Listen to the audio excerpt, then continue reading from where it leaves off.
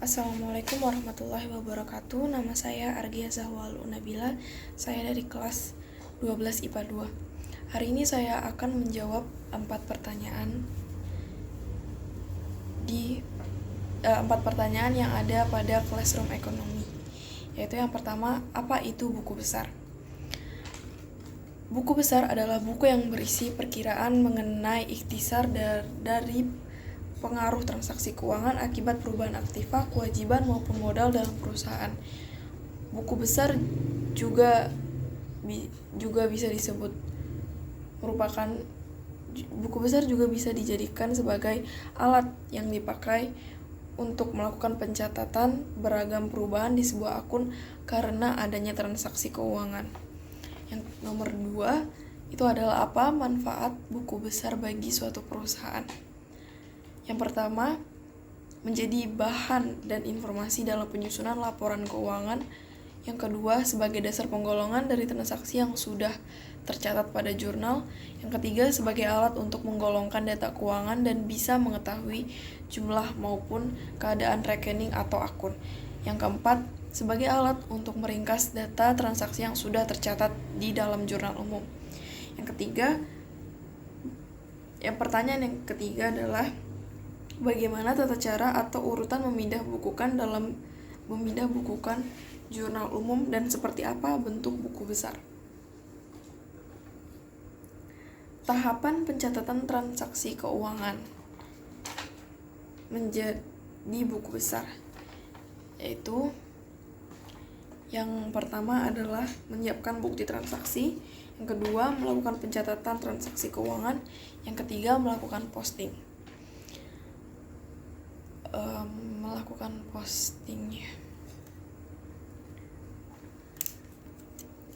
Berikut adalah langkah yang harus dilakukan untuk melakukan posting ke dalam buku besar. Yaitu yang pertama adalah pindahkan tanggal transaksi dari jurnal ke lajur perkiraan yang berkaitan di dalam buku besar. Yang kedua, pindahkan jumlah debit dan kredit yang ada di dalam jurnal ke lajur debit atau kredit perkiraan yang ada di buku besar. Yang ketiga, catat nomor kode akun pada kolom referensi jurnal sebagai tanda jumlah jurnal yang sudah dipindahkan ke dalam buku besar. Yang keempat, catat nomor halaman jurnal pada kolom referensi yang ada di dalam buku besar setiap pemindah bukuan. Selanjutnya, yaitu dan seperti apa bentuk buku besar itu. Berikut adalah bentuk-bentuk dari buku besar.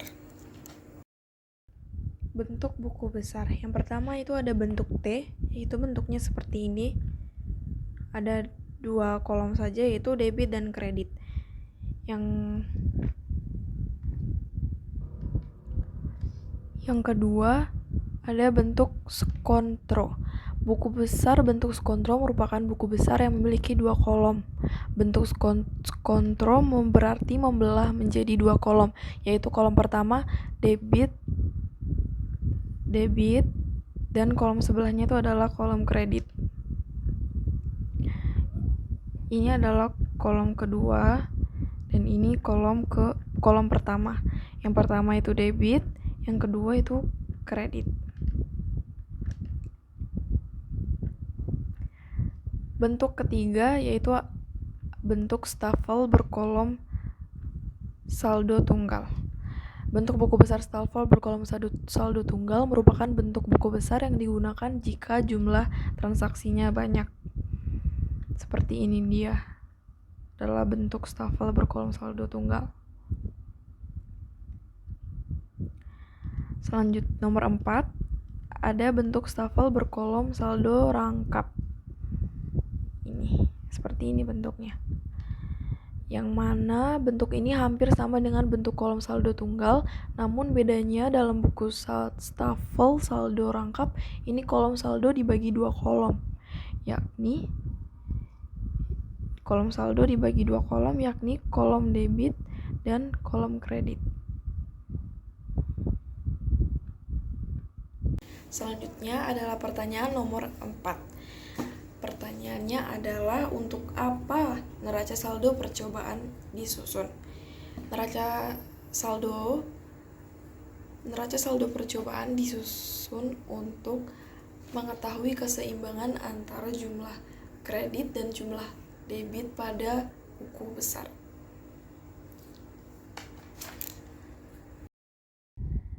Menjelaskan kembali bagaimana cara melakukan posting. Pertama, di sini saya sudah menyiapkan jurnal umum. Lalu format buku besar, yaitu sebelum melakukan posting terlebih dahulu menuliskan nama akun, dan di sebelah kanan ini ada nomor akun. Nama akun yang akan ditulis pada buku besar kali ini adalah akun kas, dan nomor akun dari akun kas itu adalah 111. Pada kolom tanggal di sini terdapat tabel, dan kolom pertama itu ada tanggal, kolom kedua itu keterangan. Yang keterangan ini berisi keterangan lawan daripada jurnal umum itu. Seperti contoh pada tanggal 7 Maret, akun kasnya itu keterangan lawannya adalah pendapatan, dan kas di sini tertulis di kolom debit. Maka di sini ditulis keterangannya adalah pendapatan sewa dengan ref 411 dan debit ditulis 3 juta. Maka saldonya 3 juta. Yang kedua adalah pada tanggal 23 Maret. Kita lihat kas di tanggal 23 Maret itu keterangan lawannya adalah beban gas, di mana kasnya ditulis di kolom kredit sebesar 75.000. Maka ditulis di sini beban gas dengan ref 511 dan ditulis di kolom kredit 75.000. Nah, apabila di sini bertemu debit dengan kredit, itu bakal dikurang. Di sini debit 3 juta dan kredit 75.000. Maka dikurang 3 juta kurang 75.000, hasilnya adalah 292.000. 2.925.000. Maaf.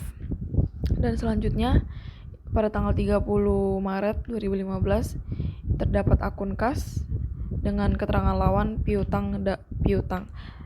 Piutang ini refnya adalah 112 dan kasnya terdapat di kolom debit. Maka di sini ditulis di debit. Kalau debit ketemu sama debit, itu saldonya itu ditambah 2.925 ditambah 800.000. Hasilnya adalah 3.725.000. Berikutnya ada akun buku besar Prive. Sama seperti tadi, nama akunnya ditulis Prive dan nomor akun dari Prive itu adalah 312. Pada tanggal 25 Maret. Kita lihat pada tanggal 25 Maret, Prive di sini keterangan lawannya itu adalah kas. Yang mana kas tertulis di kolom kredit yaitu di mana Prive tertulis di kolom debit sebesar Rp300.000.